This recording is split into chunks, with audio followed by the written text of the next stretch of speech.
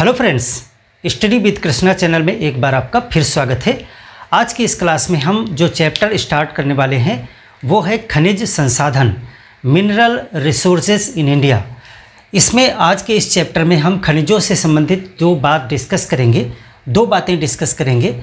खनिजों का वर्गीकरण पे बात करेंगे और उनका वितरण यानी classification of minerals and distribution of minerals in India, इन दो चीज़ों पर हम डिस्कशन करेंगे। देखिए, ये जो मिनरल्स का, खनिज संसाधन का या अन्य जो भी संसाधन हैं, ये एक बहुत ही जटिल चैप्टर है जिसमें बहुत प्रकार के खनिज हैं और अलग अलग क्षेत्र हैं जिनको थोड़ा सा याद करना कठिन हो जाता है। तो इसको हम थोड़ा सा सरल करते हुए एक डिटेल में स्टडी करते हुए चलेंगे ताकि चीज़ों को समझना बेहतर हो और ज़्यादा चीज़ें आप रिलेट कर ले जाएं, याद ना करना पड़े। तो उस दृष्टिकोण से हम बात करेंगे चैप्टर को शुरू से आखिरी तक विधिवत जितने भी चैप्टर होंगे इस यूनिट के, जिसमें हम खनिजों पर और संसाधनों पर बात करेंगे, उसको आप विधिवत देखेंगे क्योंकि ये महत्वपूर्ण चैप्टर हैं। यहाँ से प्रश्न बहुत बनते हैं। खनिज संसाधन, देखिए दो शब्द हैं, पहले दोनों का मतलब आप समझ लें। पहले बात करें संसाधन पे। देखिए संसाधन क्या होता है? कोई भी चीज़ जो धरती पर उपस्थित है, कुछ भी है, चाहे वो चट्टान है, मृदा है, पानी है, मनुष्य है, कोई भी चीज़ है, मनुष्य भी एक संसाधन है। अगर हम कुछ ऐसी तकनीक, ऐसी प्रक्रिया विकसित कर लें कि वो चीज़ हमारे लिए उपयोगी हो जाए तो फिर वो चीज़ कहलाती है संसाधन। ऐसे ही कोई जो वस्तु होती है वो संसाधन नहीं कहलाती है। जैसे कि अगर कोई चट्टान का टुकड़ा पड़ा हुआ है और आप उसके किसी लाभ के विषय में नहीं जानते हैं, या अगर जानते भी हैं तो आप उसको उपयोग करने का तरीका नहीं जानते हैं, ना ही कोई तकनीक आपके पास उपलब्ध है जिससे कि आप उसका लाभ ले सकें, तो फिर आपके लिए वो संसाधन नहीं है। लेकिन यदि आप उसे जो है एक्सप्लोर कर लेते हैं, उसके लाभ और हानियाँ जानते हैं और आपके पास ऐसी तकनीक उपलब्ध है जिससे कि आप उससे लाभान्वित हो सकते हैं, तो फिर वो वस्तु आपके लिए क्या हो जाएगी? वो हो जाएगी रिसोर्सेज। तो रिसोर्सेज का मतलब है कि वो पृथ्वी पर उपस्थित हर एक वस्तु जो हमारे लिए उपयोगी है और हम उसके उपयोग का ज्ञान रखते हैं और ऐसी तकनीक रखते हैं जिसके द्वारा हम उसके लाभ को अर्जित कर सकें, तो वह वस्तु क्या कहलाती है? रिसोर्स। जैसे खनिज भी एक रिसोर्स है, पानी भी एक रिसोर्स है, वन, मिट्टी, मृदा और जितनी भी चीज़ें हैं जिनका हम उपयोग कर सकते हैं या कर चुके हैं, वो सब हमारे लिए क्या है? संसाधन है।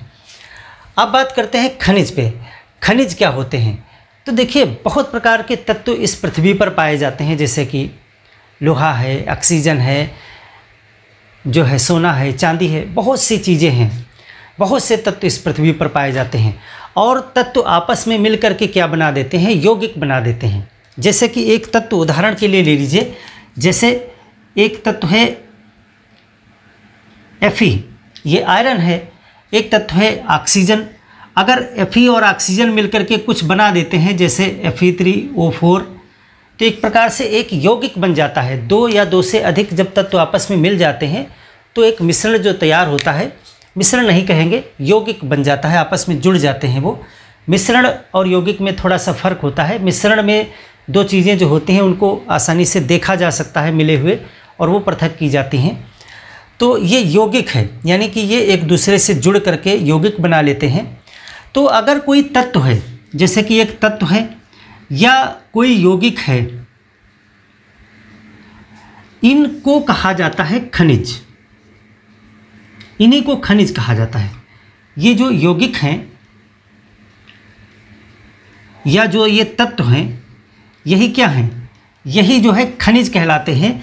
यानी कि अगर साधारण शब्दों में बात करें तो पृथ्वी से खोद करके जो चीज़ें निकाली जाती हैं उनको खनिज कहा जाता है। और अगर रासायनिक रूप से देखें तो खनिज क्या होते हैं? वही तत्व या यौगिक होते हैं जो पृथ्वी से खोद करके निकाले जाते हैं। ये शुद्ध रूप में नहीं होते हैं।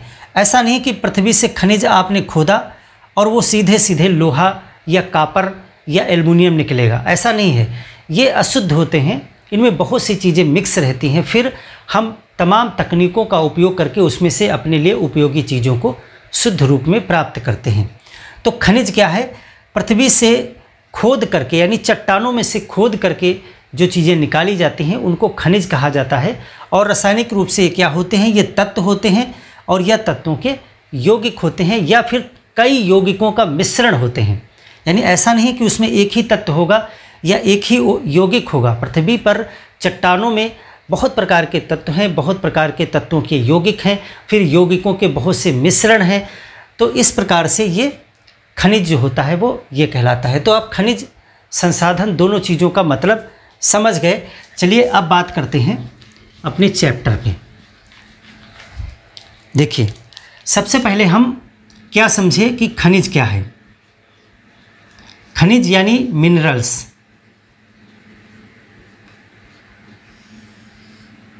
खनिज कहाँ से निकाले जाते हैं? चट्टानों से खोद करके, चट्टानों से खोद कर निकाले जाते हैं।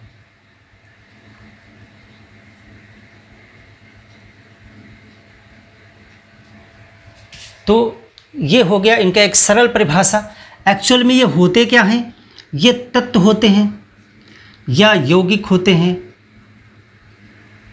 या फिर तत्व एवं यौगिकों का मिश्रण होते हैं। यौगिकों का मिश्रण, अनेक तत्व और अनेक यौगिक हो सकते हैं, उनका मिश्रण हो सकते हैं। होती एक प्रकार से ये चट्टान ही है। पृथ्वी पे जो भी चीज़ें, जो भी मिनरल्स हैं वो चट्टानों से निकाले जाते हैं। तो ये सब चट्टान के ही एक जो है रूप हैं, उन्हीं से खोद करके हम अपने लिए उपयोगी चीज़ें निकालते हैं। अब एक तो चीज़ आ गई खनिज। अब ये जो हमने बताया कि चट्टानों से खोद करके निकालते हैं, तो इसके लिए दो शब्द प्रयोग किए जाते हैं। एक कहलाता है माइनिंग यानी खनन, और एक होता है एक्सकेवेशन यानी कि उत्खनन। एक को कहते हैं खनन और एक को कहते हैं उत्खनन। तो खनन और उत्खनन क्या है? खनन क्या है? खनन यानी माइनिंग। देखिए, अगर चट्टान में गहराई में खोदते हुए कोई खनिज निकाला जा रहा है तो उसको बोलते हैं खनन। जैसे कोयला निकाला जा रहा है तो क्या कहते हैं? कोयले का खनन किया जा रहा है। यानी कि हम गहराई में खोदते जाते हैं, अंदर एक खान बनाते हैं और उसमें से हम जो चीज़ें निकालते हैं तब उसको कहते हैं माइनिंग। यानी कि गहराई में खोद कर निकालना, गहराई में खोद कर खनिज निकालना।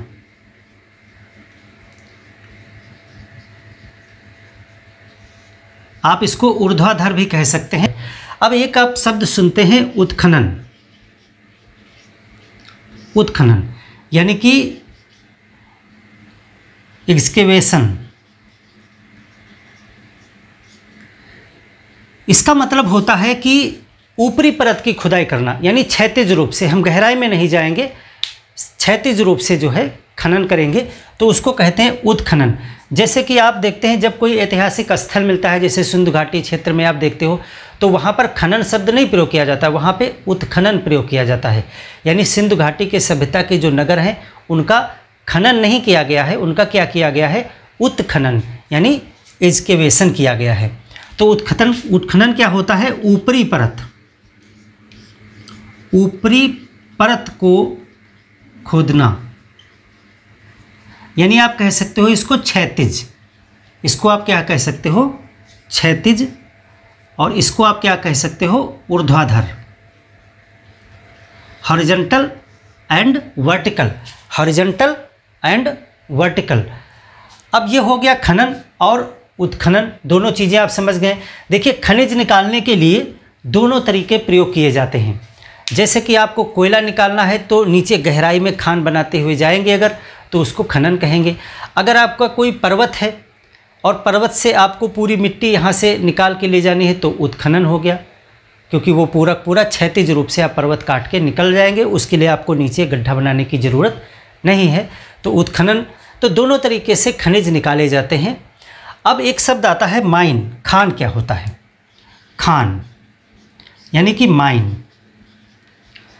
देखिए, खान वो जगह होती है, चाहे वहाँ पर खनन किया जा रहा हो, चाहे वो उत्खनन से निकाला जा रहा हो, खान वो जगह होती है जहाँ पर से खनिज को हम निकालते हैं।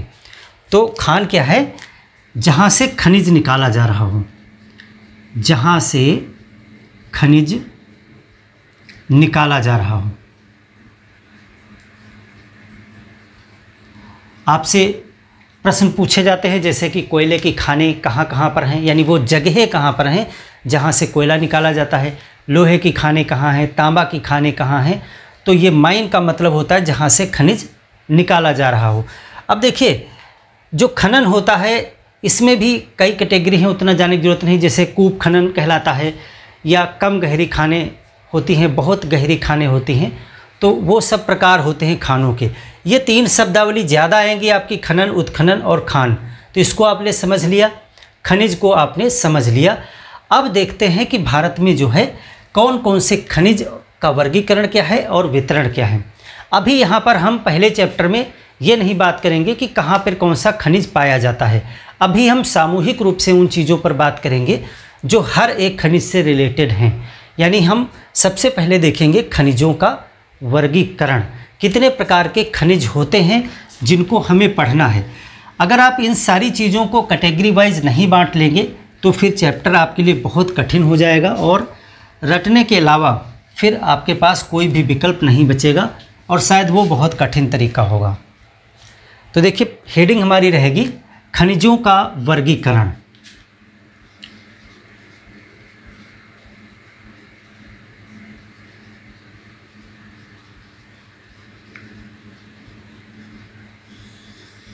Classification of minerals. देखिए, खनिज मुख्य रूप से जो है वो 3 प्रकार के माने गए हैं। 3 कैटेगरी में इनको बांटा गया है खनिजों को। एक जो पहली कैटेगरी है उनको कहते हैं धात्विक खनिज। धात्विक खनिज, धात्विक खनिज यानी मेटेलिक, मेटेलिक मिनरल्स।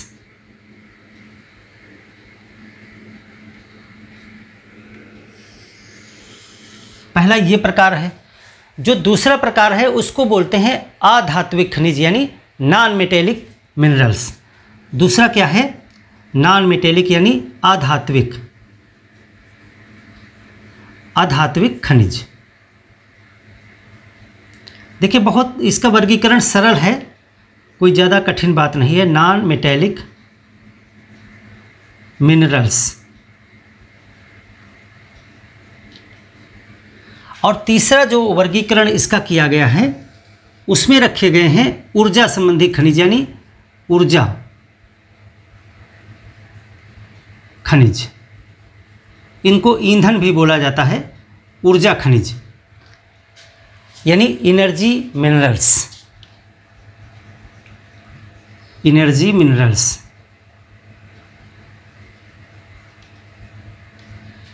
तो ये 3 कैटेगरी जो है खनिज, तीनों प्रकार के खनिज जो है भारत में पाए जाते हैं, और तीनों के विषय में हमको जानना है। तो सबसे पहले चलिए हम बात करते हैं धात्विक खनिज, मेटल्स। जैसे कुछ चीज़ें आप धातुएं जानते हैं, जैसे कि लोहा है, कापर है, टंगस्टन है, निकिल है, ये सब क्या हैं? ये धातु हैं। धातु क्या होते हैं? धातु भंगुर नहीं होते हैं। इनको अगर आप पीटोगे तो पीट पीट करके इनका आकार बदल सकते हो। जैसे लोहा है, लोहे को आप पीट करके, ठोक करके उसका आप आकार बदल सकते हो। पीटने ठोकने से ये बिखर नहीं जाएंगे, ये काफ़ी कम्पैक्ट होते हैं। ये मेटल जिन खनिजों में पाए जाते हैं उनको धात्विक खनिज कहा जाता है। यानी कि धात्विक खनिजों में धातुएं यानी मेटल्स पाई जाती हैं। धात्विक खनिज को गलाने से हमको धातु प्राप्त होगी, मेटल प्राप्त होंगे। और मेटल जो खनिज होते हैं, मेटेलिक खनिज, तो मेटल्स क्या होते हैं? इनको पीट पीट करके आप इनका आकार भी बदल सकते हो, और इनको गलाने से धातुएं प्राप्त होती हैं। तो धात्विक खनिज क्या होते हैं, पहले इसके विषय में आप जानें। इनसे क्या प्राप्त होता है? इनसे धातुएं प्राप्त होती हैं, धातुएं प्राप्त होती हैं, यानी कि मेटल्स प्राप्त होते हैं। इनको पीट कर आकार बदल सकते हैं, आकार बदल सकते हैं। ये पहचान है इनकी। मेटल्स जो होंगे उनका आकार आप बदल सकते हो। टंगस्टन है, निकिल है, जो लोहा है, इन सबको आप पीट कूट करके आकार बदल सकते हो। अभी आप अधात्विक में देखोगे, जैसे इसमें संगमरमर ले लीजिए या चूना पत्थर। संगमरमर देखते हैं जो मार्बल लगता है, तो क्या मार्बल आप हथौड़े से पीट पीट करके उसका आकार बदल सकते हैं? नहीं बदल सकते। जैसे ही मार्बल को आप पीटोगे वो टूट जाएगा, वो लचीला नहीं है, उसमें जो है प्रत्यास्थता का कम गुण है, वो अधातु है। जो धातुएं होंगी उनको पीटकर उनका आकार बदल सकते हैं, क्योंकि ये भंगुर नहीं होते हैं। धातुएं प्राप्त होती हैं इन खनिजों से। और क्या इसमें विशेष पॉइंट है, ये आग्नेय चट्टानों में पाए जाते हैं। आग्नेय या कायांतरित चट्टानों में पाए जाते हैं।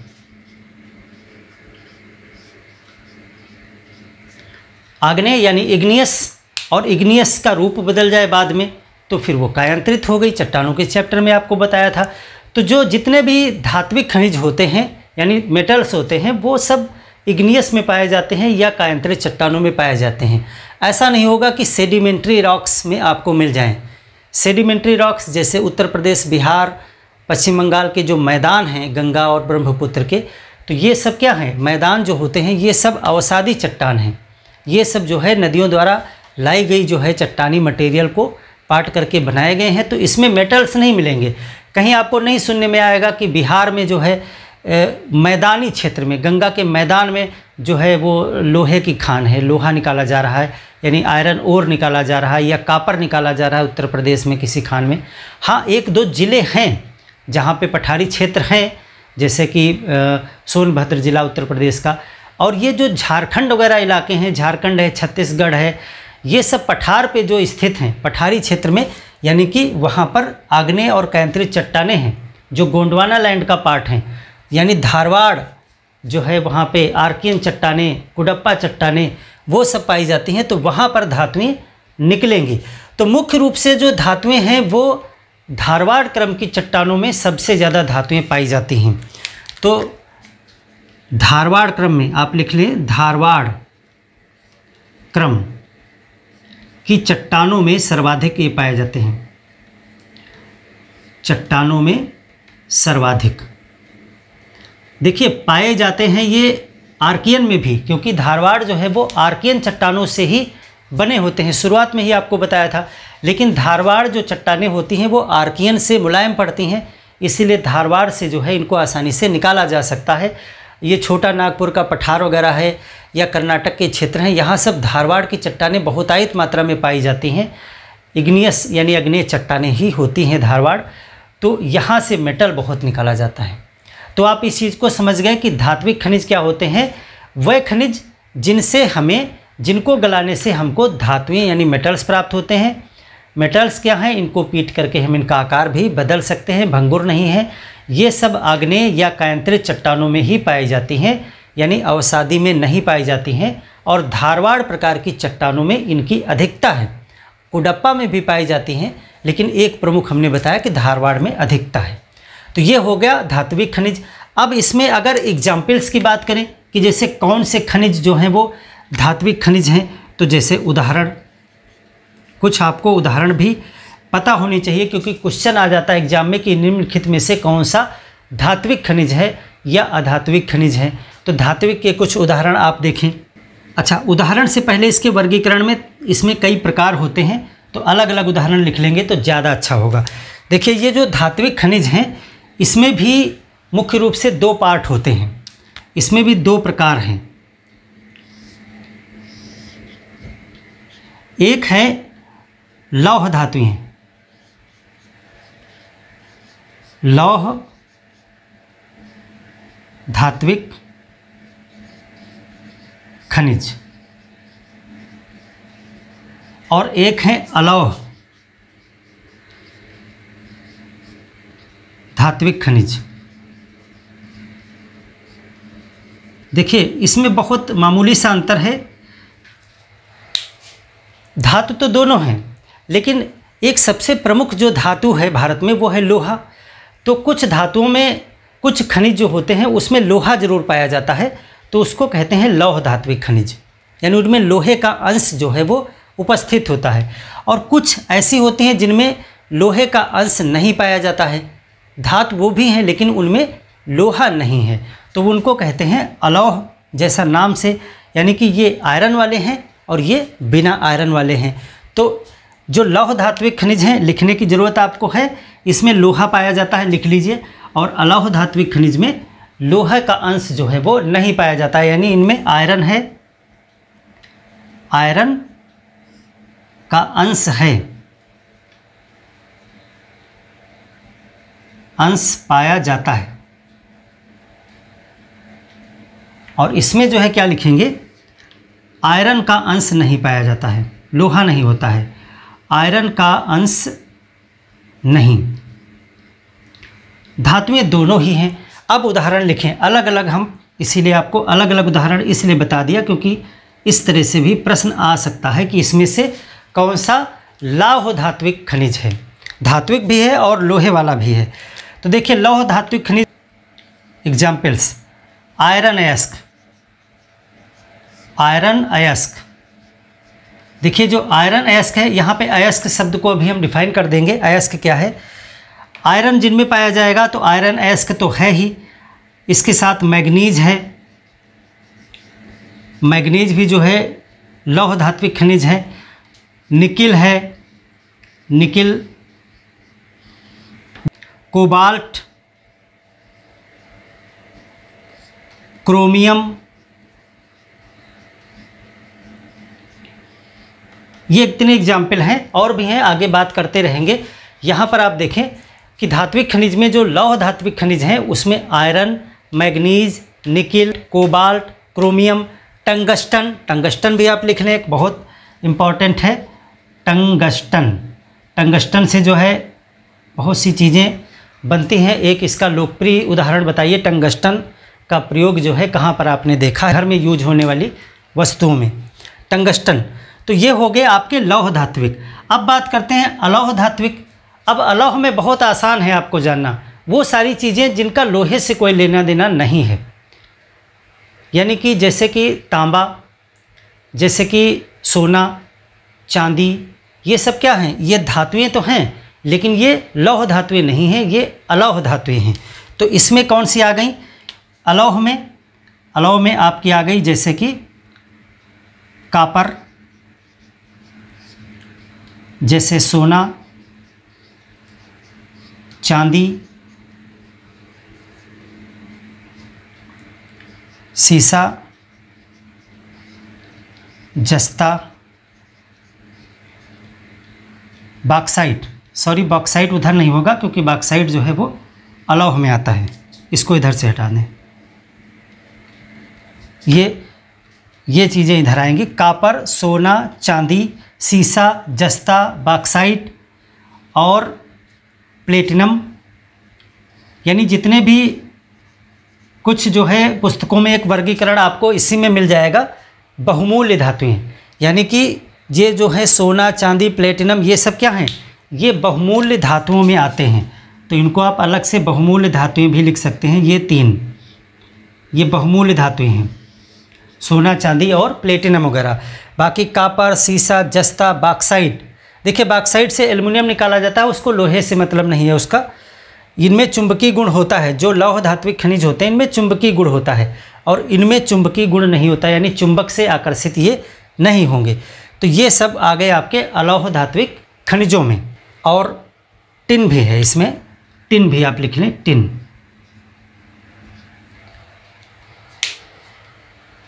तो आपका हो गया धात्विक खनिज।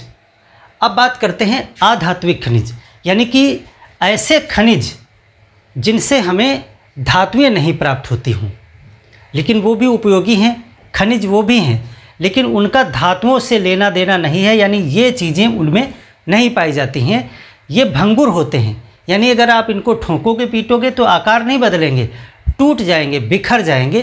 तो ऐसे खनिज जिनसे हमें धातुएं नहीं प्राप्त होती हैं, जिनको पीटने से वो टूट जाते हैं यानी वो भंगुर होते हैं, वो कहलाते हैं अधात्विक खनिज। तो अधात्विक खनिज में कौन कौन से पॉइंट बने?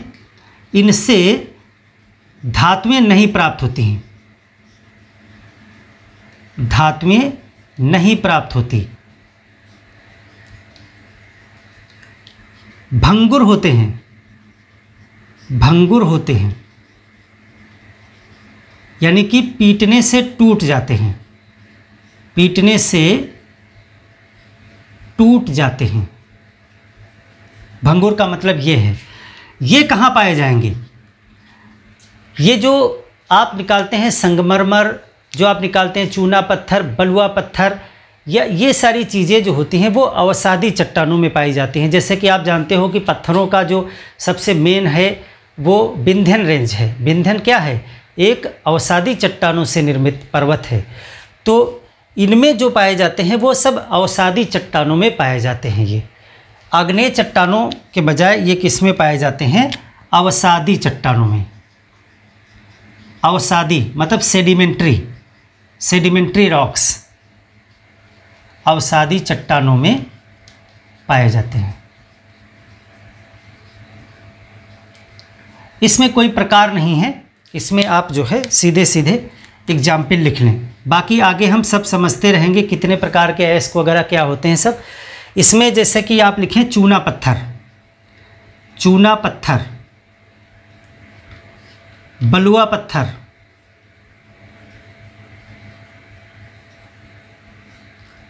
संगमरमर,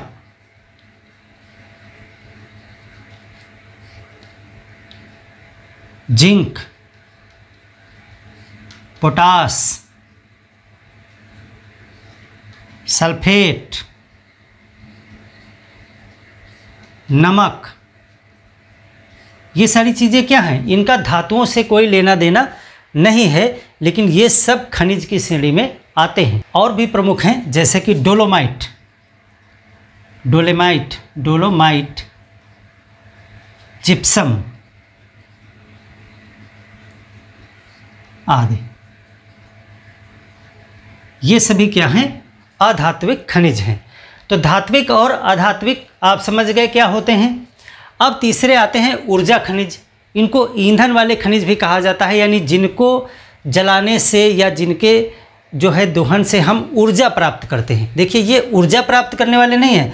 ऐसा नहीं कि आपने जो है यहाँ पे लोहा निकाला तो लोहे से आप जो है वो आप अपनी गाड़ी चलाने लगेंगे या आप अपना पंखा चलाने लगेंगे, यानी एनर्जी नहीं बनाएंगे आप इनसे। ये चूना पत्थर, बलुआ पत्थर, संगमरमर से एनर्जी नहीं बनती है। इसमें ज़्यादातर भवन सामग्री हैं या और जो है देखिए नमक वगैरह हैं, जिप्सम वगैरह हैं। यहाँ पर देखिए धातुएं हैं सभी। ऊर्जा खनिज में क्या होते हैं? ऊर्जा खनिज से हमें एनर्जी प्राप्त होती है, यानी कि ये ईंधन हैं। ये क्या होते हैं? ये ईंधन, फ्यूल, ऊर्जा प्राप्त होती है, इनसे ऊर्जा प्राप्त होती है।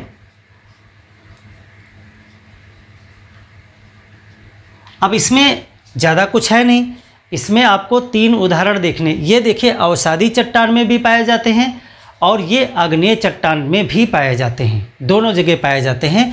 तो अवसादी में पाया जाता है जैसे कोयला, जैसे पेट्रोलियम और प्राकृतिक गैस। ये 3 चीज़ें ऐसे खनिज हैं जो अवसादी चट्टानों में पाए जाते हैं। देखिए कोयला जो है या पेट्रोलियम है या प्राकृतिक गैस है, ये सब उस चीज़ से बनते हैं जो फॉसिल फ्यूल हैं। इनको कहा जाता है जीवाश्म ईंधन। इसमें क्या होते हैं? जीवाश्म ईंधन।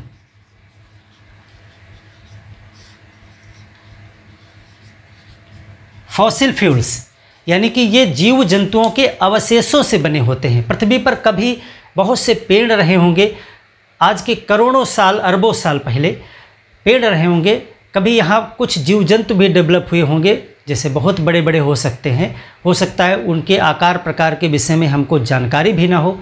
फिर पृथ्वी पर उथल पुथल होती रहती है, तमाम प्लेट टेक्टोनिक्स गतिविधियाँ होती रहती हैं। सदियाँ बीत गई, करोड़ों साल बीत गए, वो सब ज़मीन के अंदर दब गए होंगे।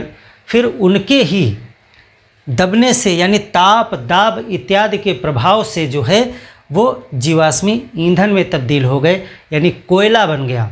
जहाँ जहाँ वनस्पति थी उनसे कोयला बन गया। वनस्पतियों के और जो जीव जंतु हैं उनके सड़ने गलने से क्या बन गया? पेट्रोलियम बन गया।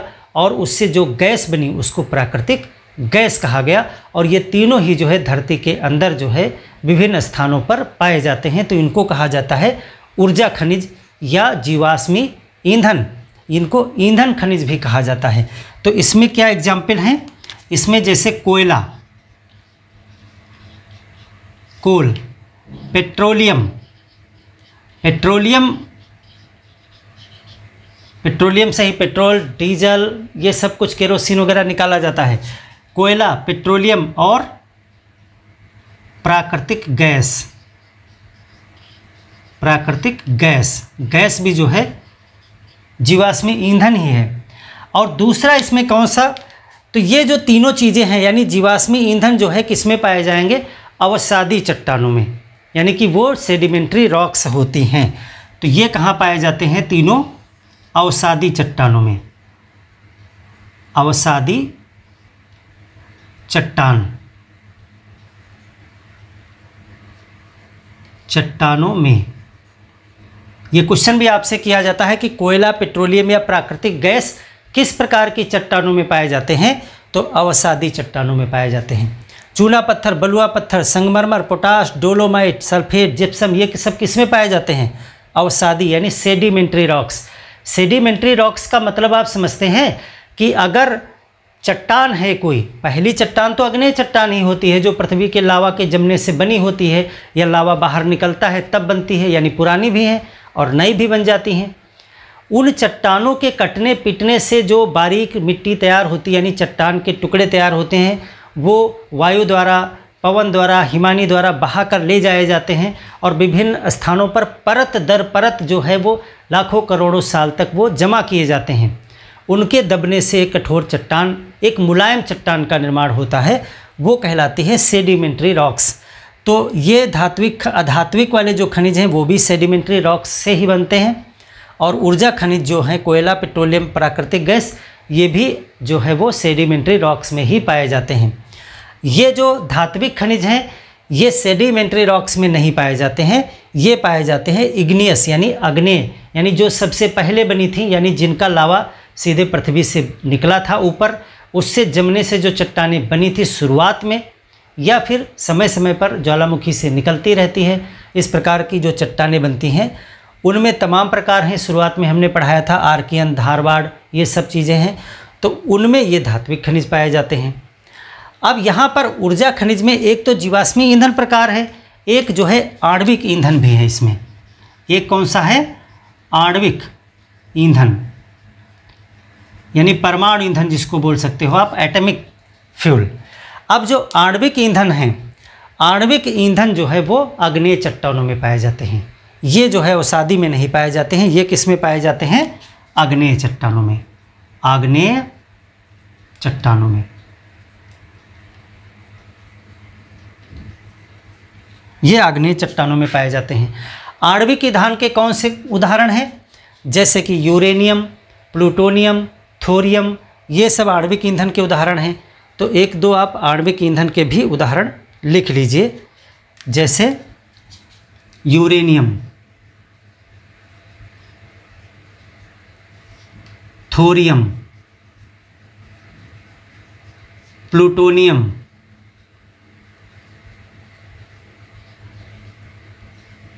बेरिलियम,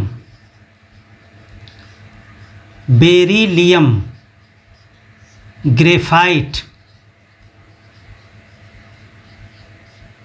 ये सभी क्या हैं, आणविक ईंधन हैं। ये कौन से हैं, आणविक ईंधन।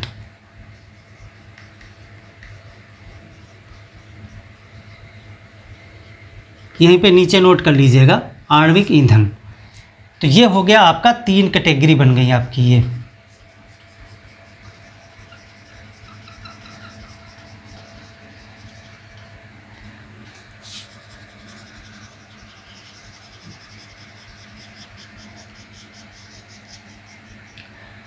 अब इन्हीं के विषय में हमको पढ़ना है पूरा इस यूनिट में, कि ये जो प्रमुख इसमें हैं वो कहाँ कहाँ से भारत में निकाले जाते हैं। खनिजों का क्लासिफिकेशन ऑफ मिनरल्स आपने पढ़ लिया। अब जो दूसरी चीज़ हमको जाननी है वो है डिस्ट्रीब्यूशन ऑफ मिनरल्स, यानी कि भारत में ये खनिज कहाँ कहाँ पर पाए जाते हैं। तो चलिए बात करते हैं डिस्ट्रीब्यूशन पर। Distribution of minerals. देखिए भारत में खनिज जो होते हैं, मिनरल्स, वो बहुत पाए जाते हैं। खनिजों से संपन्न हमारा देश है। लेकिन जो भारत का प्रायद्वीपीय पठारी क्षेत्र है, यानी जहाँ पर पठार पाए जाते हैं, प्लेटो, वहीं पर खनिज अधिक मात्रा में पाए जाते हैं। जो नई चट्टानें हैं, जैसे जो उत्तर का मैदानी क्षेत्र है, वहाँ पर खनिज नहीं पाए जाते हैं। यानी कि अगर आप इसको मैप पे समझें तो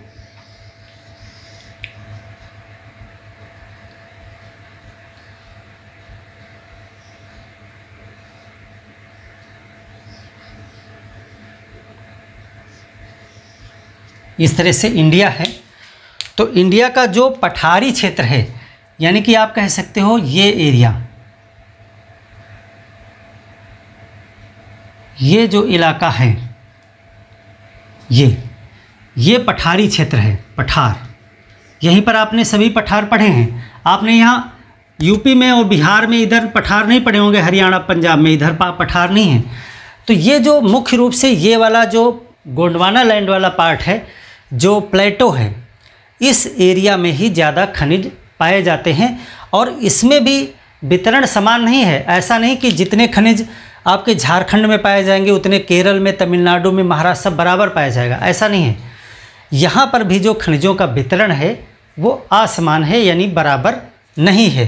तो अब हम पढ़ेंगे डिस्ट्रीब्यूशन ऑफ मिनरल्स, यानी भारत में जो है कहाँ कहाँ पर खनिज पाए जाते हैं, खनिजों का वितरण। खनिजों का वितरण। देखिए अगर आप मैप पे समझते चलेंगे इसको तो बहुत आसान हो जाएगा। थोड़ा सा मैप बड़ा बना देते हैं ताकि आप इसको समझते चलें।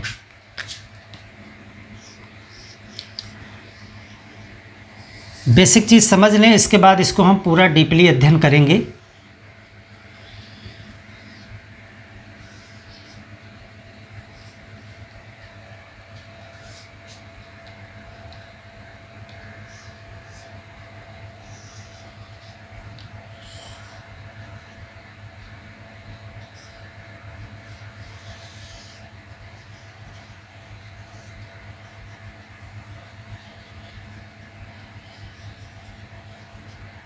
यह है इंडिया।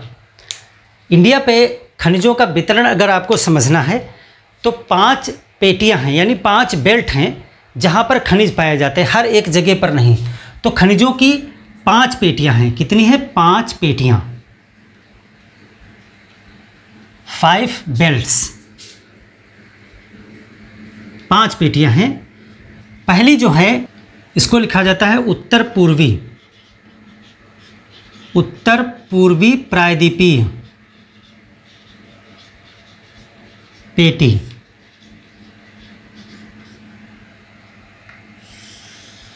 इसको जो है छोटा नागपुर बेल्ट भी कहा जाता है, छोटा नागपुर पेटी। देखिए मैप पे इसको अगर आप समझें कि ये छोटा नागपुर पेटी कहाँ पर है, तो ये जो आपका झारखंड वाला एरिया है, कुछ वेस्ट बंगाल का, कुछ उड़ीसा का, कुछ छत्तीसगढ़ का, ये एरिया जो है यही है आपका छोटा नागपुर बेल्ट, यानी कि उत्तर पूर्वी प्रायद्वीपीय पेटी। तो इसमें कौन कौन से क्षेत्र आते हैं? देखिए इसमें पूरा झारखंड आता है, झारखंड आता है।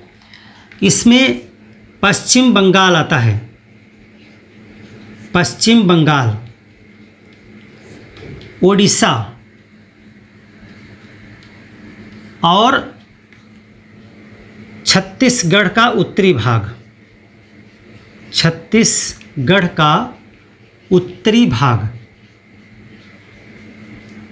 ये आता है इसमें। इसको आप नंबर दे दीजिए 1। जो यहाँ पे 1 नंबर वाला है वो हो गया आपका 1 नंबर। अब दूसरी बेल्ट जो है ये सबसे समृद्ध है। ये जो छोटा नागपुर वाला है इसको कहा जाता है भारत का रूर प्रदेश। ये सबसे ज़्यादा खनिज संपदा में संपन्न क्षेत्र है। इसके विषय में ये भी आप नोट कर लें कि ये जो है भारत का सबसे संपन्न खनिज क्षेत्र, सबसे ज़्यादा जो है खनिज जो है इसी क्षेत्र में पाए जाते हैं। इसीलिए जो है छोटा नागपुर को क्या कहते हैं, भारत का रूर प्रदेश। इसको जो है कई नाम दिए जाते हैं, भारत का खनिज हृदय स्थल, खनिज हृदय स्थल, mineral heart land of India, English में क्या कहेंगे, mineral heart land of India. और भारत का रूर प्रदेश, भारत का रूर प्रदेश, इसी को कहा जाता है छोटा नागपुर को। ये बेल्ट जो है 1 नंबर वाली। अब दूसरा देखिए, दूसरा यहाँ देखिए बहुत से इस्पात के कारखाने भी हैं, लोहा और इस्पात यहाँ सबसे ज़्यादा है, तो इसको जो है लौह इस्पात पेटी भी कहा जाता है, यानी कि इसको छोटा नागपुर पेटी भी कहा जाता है। इसको एक और नाम देते हैं, इसको एक और पॉइंट लिख लें, इसको जो है इसको लौह इस्पात पेटी भी कहते हैं, लौह इस्पात पेटी। जब इसको हम समझेंगे, आगे डिस्कस करेंगे, तो आप देखोगे यहाँ पर स्टील के बहुत से इंडस्ट्री भी डेवलप हुई हैं, क्योंकि यहाँ पर जो है ये सब चीज़ें निकाली जाती हैं। तो सबसे समृद्ध खनिजों में क्षेत्र कौन सा है, तो वो है आपका उत्तर पूर्वी प्रायद्वीपीय पेटी कहा जाता है, छोटा नागपुर पेटी, या इसको लौह इस्पात पेटी भी कहा जाता है। तो एक आपका ये पॉइंट हो गया। दूसरा नंबर, दूसरा मध्य पेटी, मध्य पेटी यानी सेंट्रल बेल्ट।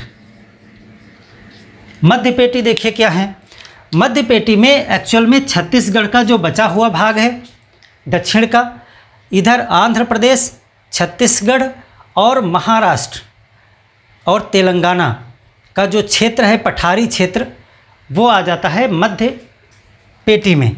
तो इसमें कौन कौन सा आ गया, अगर उधर से शुरू करें तो आंध्र प्रदेश, तेलंगाना, छत्तीसगढ़,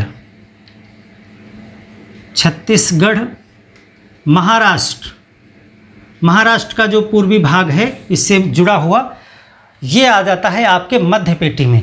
यानी कि ये हो गया आपका आंध्र प्रदेश, तेलंगाना, छत्तीसगढ़, और ये जो आपकी एक बेल्ट बनेगी, ये है आपकी 2 नंबर, 2 नंबर, और ये हो गया 1। यहाँ पर जो है आपकी सेंट्रल पेटी है, जिसमें आंध्र प्रदेश, तेलंगाना और ये महाराष्ट्र तक चली आई है बेल्ट, महाराष्ट्र तक।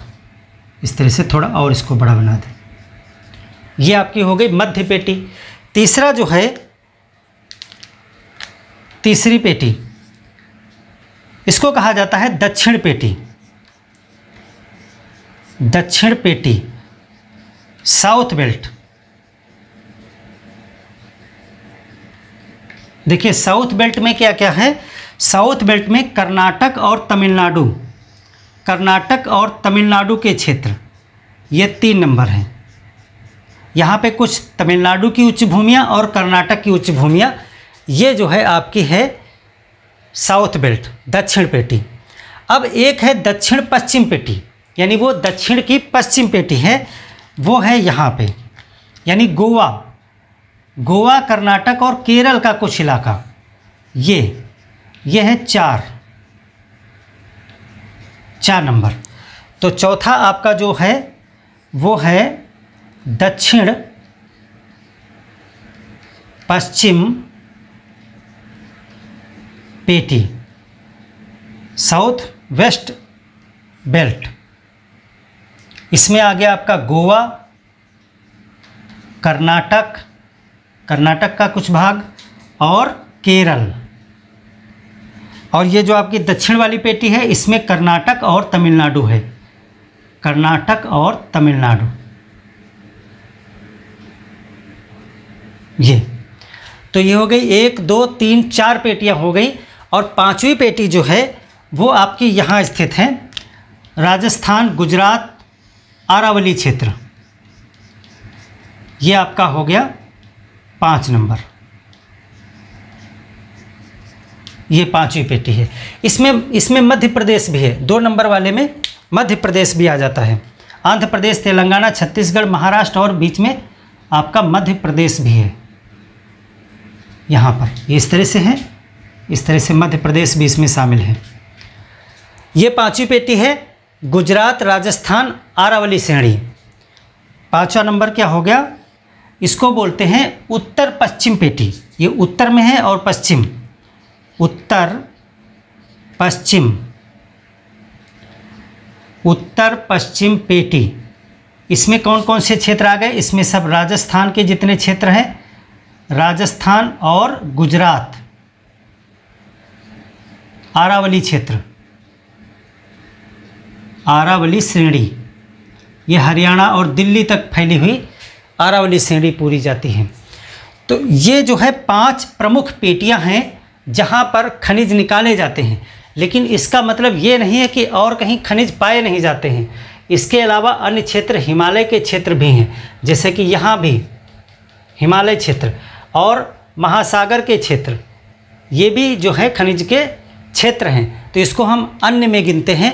अन्य में कौन से आ जाते हैं, हिमालयी क्षेत्र। यानी कि 5 के बाद 6 नंबर जो होगा हमारा वो आ जाएगा अन्य। अन्य में हिमालय, हिमालय से जो लगे हुए स्थान हैं वहाँ भी खनिज निकाले जाते हैं। और समुद्री क्षेत्र, समुद्री क्षेत्र यानी कि यहाँ जो किनारे अपतटीय क्षेत्र होते हैं, जो कॉन्टिनेंटल शेल्फ वगैरह, यहाँ से भी खनिज और प्राकृतिक गैसें, पेट्रोलियम वगैरह इधर अरब सागर में इधर, तो ये क्षेत्र भी समुद्र गोच क्षेत्र जो होते हैं वो भी खनिज निकालने के लिए वो क्षेत्र है। तो इसको अन्य में गिनते हैं, हिमालय और समुद्री क्षेत्र। तो इस प्रकार से जो है 5 प्रमुख पेटियां, या आप कह सकते हो 6 प्रकार के क्षेत्र जो हैं वो यहाँ खनिज पाए जाते हैं। अब हम अगले चैप्टर से एक एक खनिज पर लेकर के बात करेंगे कि आयरन, कॉपर, बॉक्साइट, इस तरह से एक एक चीज़ को लेकर के चलेंगे और कौन कौन सी खाने हैं, एग्ज़ाम के पॉइंट ऑफ व्यू से कौन कौन सी चीज़ें महत्वपूर्ण हैं। उससे पहले कुछ और जानकारियाँ आपको इससे रिलेटेड जाननी है, उन पर भी बात करते हैं। चलिए इस क्लास में कुछ और बेसिक चीज़ों पर बात कर लेते हैं ताकि एग्ज़ाम में अगर क्वेश्चन आते हैं तो वो आपके सॉर्ट आउट हो जाएं। देखिए कौन कौन सी चीज़ें आपको और जाननी है खनिजों से संबंधित। देखिए संविधान के अनुसार कुछ 5-6 पॉइंट आपको जानने हैं, वो देख लीजिए। ये प्रश्न आपसे पूछे जाते हैं। देखिए संविधान के अंतर्गत क्या मामला है, अंतर्गत खनिजों पर किसका हक है। खनिजों पर राज्यों का स्वामित्व है, यानी राज्यों का स्वामित्व है, यानी खनिजों का मालिक किसको माना गया है, राज्यों को माना गया है। और केंद्र सरकार जो है वो खनिज यानी खान एवं खनिज विनिमय एवं विकास अधिनियम 1957 के आधार पर जो है अपतटीय क्षेत्रों के जो है खनन का पूरा जो है नियमन करती है। तो दूसरा पॉइंट आपको क्या जानना है कि केंद्र सरकार खान एवं खनिज विनिमय एवं विकास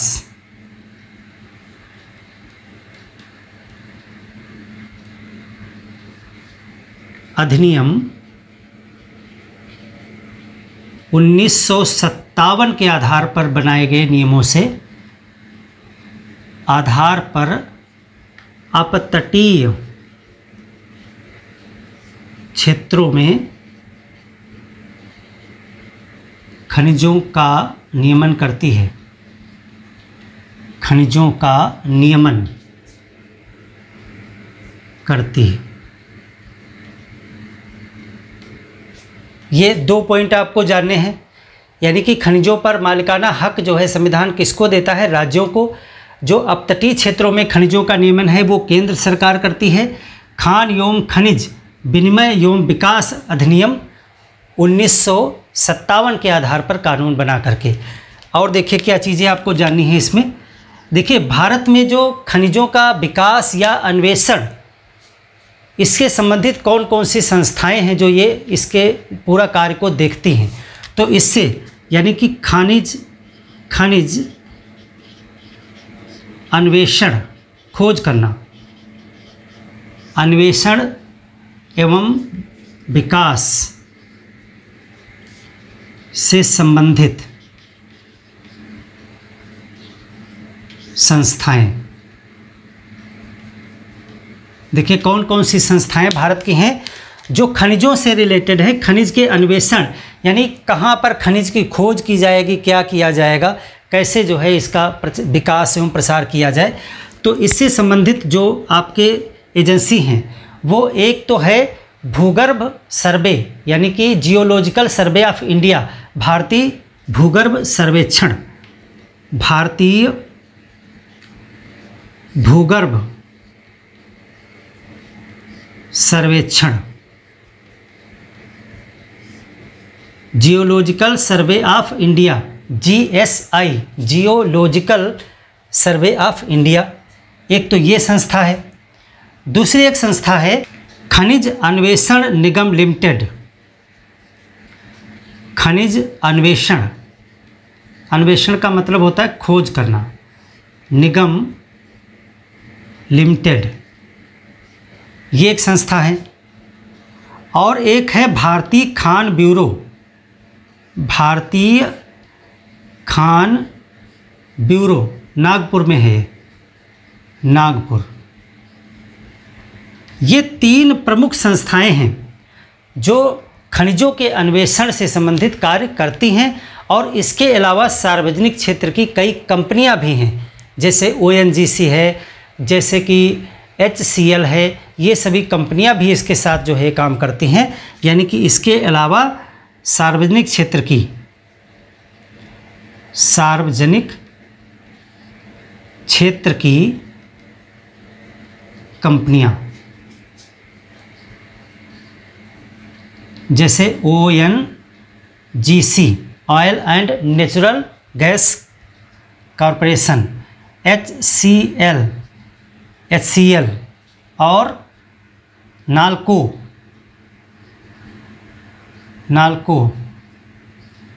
ये सभी कंपनियां जो हैं इनके साथ मिलकर के काम करती हैं।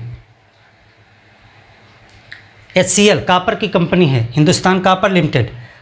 ONGC यानी ऑयल एंड नेचुरल गैस की कंपनी है। नाल्को जो है ये सभी कंपनियां, इस तरह की और भी बहुत सी कंपनियां हैं जो सार्वजनिक क्षेत्र की यानी ये PSU हैं, पब्लिक सेक्टर की जो है कंपनियां हैं, तो ये भी इनके साथ काम करती है। मुख्य रूप से आपको 3 ये संस्थानों के नाम जानने हैं।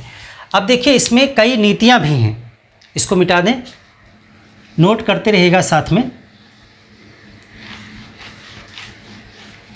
देखिए खनिज की नीतियां, समय समय पर सरकार जो है खनिजों से संबंधित नीतियां बनाती है, उसमें अलग अलग प्रकार के प्रावधान किए जाते हैं। तो एक है राष्ट्रीय खनिज नीति, खनिज नीति 1993। राष्ट्रीय खनिज नीति 1993 में जो है ये जो मिनरल सेक्टर है यानी खनिज का क्षेत्र है, इसमें देसी और विदेशी निवेश को खोला गया था कि इसमें जो है लोग निवेश कर सकें। इसके अंतर्गत क्या किया गया था, इसके द्वारा खनिज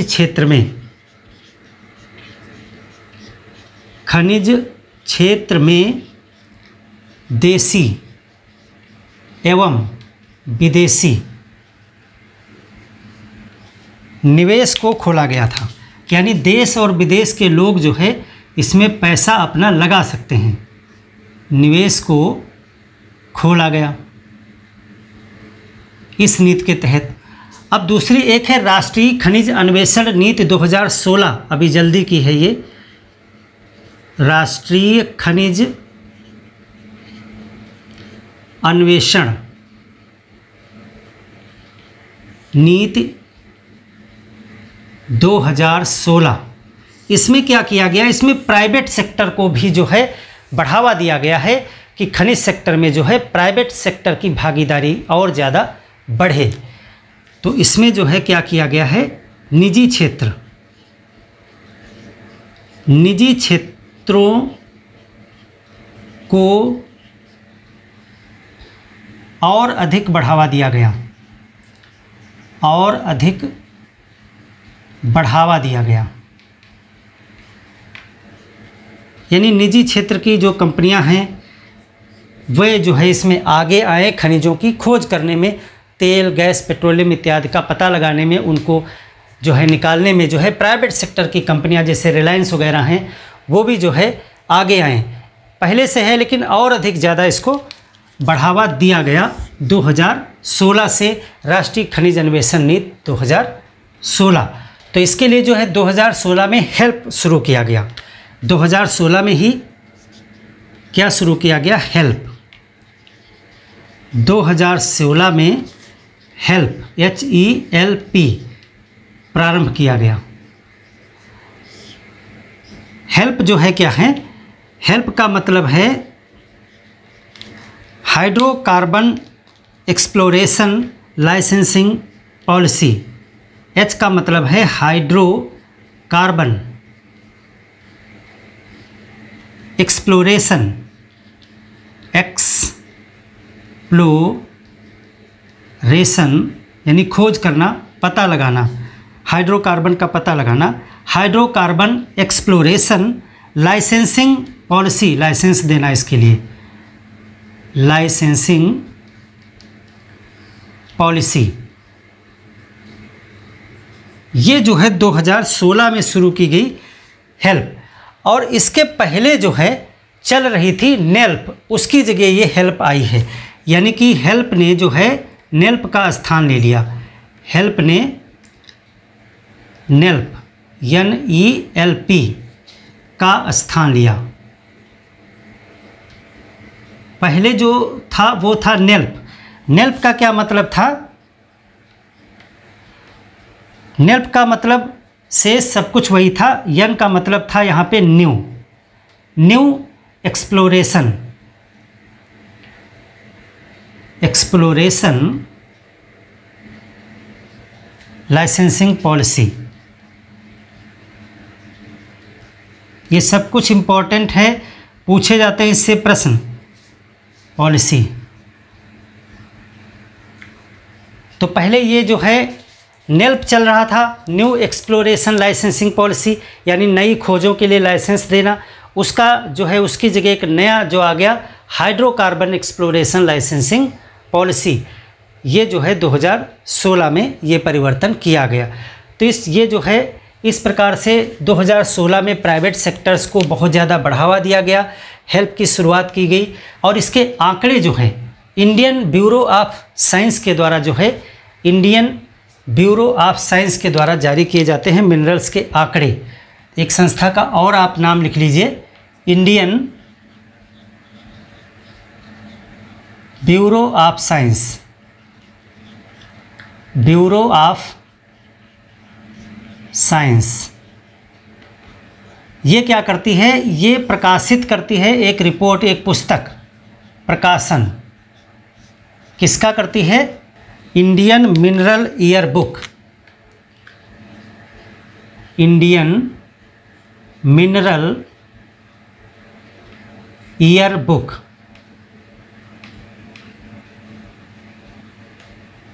ये संस्था जो है इंडियन मिनरल ईयर बुक नाम से एक पुस्तक प्रकाशित करती है, जिसमें पूरे वर्ष के खनिजों से संबंधित जो है आंकड़े होते हैं कि हमने कितना खनिज का जो है खनन किया, कितना एक्सपोर्ट किया, कितना इंपोर्ट किया, कितने पैसे का जो है इसमें व्यापार हुआ, यानी कहाँ कहाँ नए खनिज खोजे गए। खनिजों से संबंधित जितने भी आंकड़े होते हैं, जो भी रिपोर्ट होती हैं, वो सब इंडियन मिनरल ईयर बुक में प्रकाशित की जाती हैं। और ये बुक जो है इंडियन ब्यूरो ऑफ साइंस के द्वारा प्रकाशित की जाती है। तो इतना बेसिक चीज़ें आपको खनिज के विषय में जाननी थी। इस चैप्टर में हमने classification and distribution of minerals को डिस्कस किया। अब इसके बाद हम नए चैप्टर में आयरन ओर से शुरू करेंगे। और रह गया आपका एक शब्द रह गया और क्या होता है, यानी अयस्क। अयस्क को भी समझ लीजिए, हालांकि इसको हम फिर बता देंगे। अयस्क यानी और।